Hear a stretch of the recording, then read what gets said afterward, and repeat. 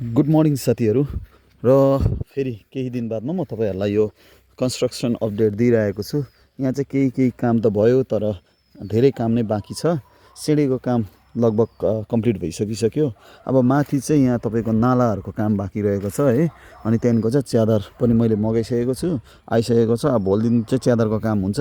तर लगातार पानी परेको कारणले गर्दाखेरि चाहिँ यो कतिवटा कामहरू चाहिँ अधुरो रहेको थियो होइन। र यो पेन्टिङको काम पनि गर्दै थिएँ मैले यो रस्टको लागि होइन।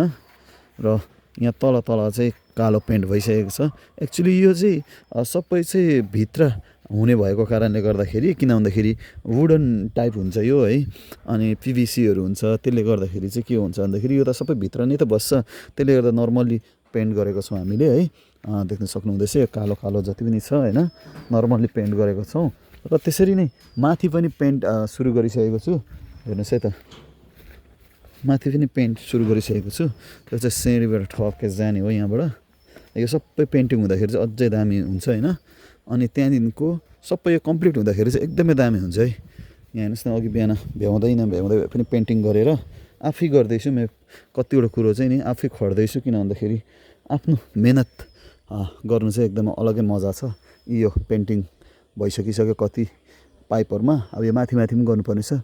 धेरै माथि चाहिँ सकिँदैन, त्यतातिर चाहिँ अलरेडी कति चाहिँ गरिसकेको छ, कति चाहिँ गर्नु बाँकी छ होइन।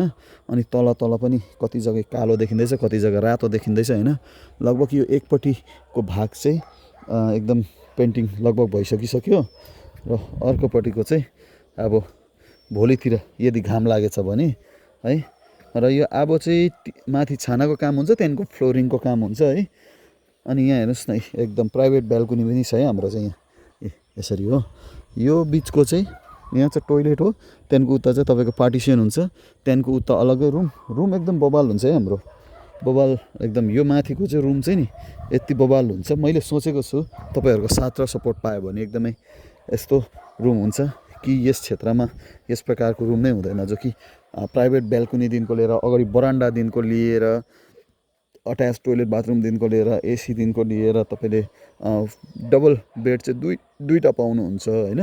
एकदमै मजाको लग्जरियस बनाउने मैले सोचेको छु यो दुईवटा चाहिँ। हेरौँ अब के कस्तो हुन्छ।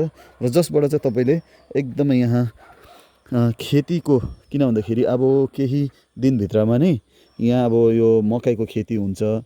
अनि मकैको खेती हुँदाखेरि चाहिँ यहाँ चाहिँ गणेश देवता पनि आउने गर्छ होइन। त्यतिखेर चाहिँ फेरि मजा आउँछ, किन भन्दाखेरि यहाँ बसेर चाहिँ टक्कै हात्ती यहाँबाट पार हुँदै गरेको चाहिँ देख्न सकिन्छ है। हामीलाई रिस्क केही पनि छैन, किन भन्दाखेरि हाम्रो यहाँ चाहिँ लाइटिङको बन्दोबस्त अन्य सुरक्षा भएको कारणले गर्दाखेरि चाहिँ, र खानेकुरा हात्तीले खानेकुरा केही नभएको कारणले गर्दाखेरि चाहिँ हाम्रो यो कम्पाउन्डमा चाहिँ अहिलेसम्म 2 वर्षको अन्तरालमा हात्ती पसेको छैन। त्यो चाहिँ एउटा हाम्रो राम्रो प्लस पोइन्ट हो। र यहाँ चाहिँ तपाईँहरूले एकदमै आनन्द लिन सक्नुहुन्छ जङ्गली हात्तीको दर्शन गर्दै है। र खानापिनाको सबै प्रबन्ध रहेको छ, अहिले पनि त्यो सबै प्रबन्ध रहेको छ। रुमको प्रबन्ध रहेको छ, अन्य पार्टी गर्नेलाई पार्टीको प्रबन्ध रहेको छ। हरेक प्रकारको फेसिलिटी हामीले प्रोभाइड गरिरहेको छौँ। आजको मौसम पनि एकदमै मजाको भइरहेको छ है। आउनु सक्नुहुन्छ तपाईँहरू, रुममा आएर तपाईँहरूले क्वालिटी टाइम स्पेन्ड गर्न सक्नुहुन्छ। साथसाथमा खानाको तपाईँले इन्जोय गर्न सक्नुहुन्छ। त्यसरी नै बाहिर जङ्गलहरू घुम्नु छ भने अब केही दिनमा एकदमै राम्रो ग्रिनेरी हुन्छ, त्यो पनि तपाईँहरूले चेकआउट गर्नु सक्नुहुन्छ, आउनु सक्नुहुन्छ। आउनुहोला, हामीलाई सेवा गर्ने मौका दिनुहोला। धन्यवाद।